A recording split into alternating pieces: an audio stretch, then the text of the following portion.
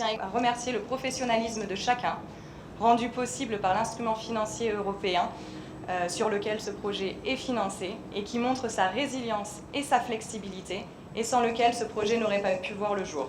Les efforts de chacun ont contribué à la construction d'infrastructures à Bamako et à Sévaré, à la fourniture de matériel adapté aux enjeux de la lutte contre l'impunité, avec notamment la création d'un fichier national des empreintes digitales, mais également le renforcement de la chaîne pénale à travers la formation de plus de 170 magistrats et enquêteurs. Ce deuxième comité de pilotage va nous permettre de vous présenter l'ensemble des réalisations déjà effectuées et nous vous soumettrons celles qui restent à mettre en œuvre d'ici la fin du projet. Ce projet qui a commencé depuis 21 mois déjà appuie le PJS, la BIS, mais également l'intégralité de la chaîne pénale, et c'est toute cette chaîne pénale que nous essayons de renforcer.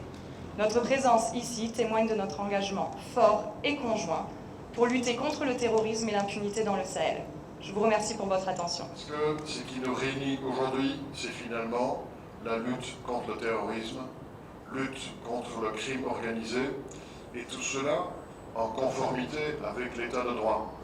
Parce que finalement, ce qui nous réunit, ce sont des valeurs universelles, ce sont des valeurs qui ne sont pas européennes, elles ne sont pas uniquement africaines, ce sont des valeurs universelles qui sont le grand enjeu dans notre lutte contre le terrorisme. Je crois qu'il faut le rappeler. Il s'agit d'apporter une réponse judiciaire au crime. Nous ne répondons pas au crime avec des crimes, nous répondons au crime avec les mesures appropriées, en apportant dans un cadre judiciaire des preuves matérielles. Et c'est, je crois, une des réponses fondamentales à notre enjeu commun, le respect des libertés individuelles. Mesdames, Messieurs, il y a presque un an, le 27 novembre 2020, que se tenait la première réunion du comité de pilotage de ce projet, dont la cérémonie d'ouverture avait été marquée par la présence effective à mes côtés de 3 autres membres du gouvernement. C'est la preuve manifeste de l'engagement du gouvernement de la transition à accorder un intérêt particulier à la lutte contre le terrorisme et toutes les autres formes de criminalité transnationale organisée afin de créer les conditions de sécurité dont nos populations ont besoin pour mener leurs activités de développement.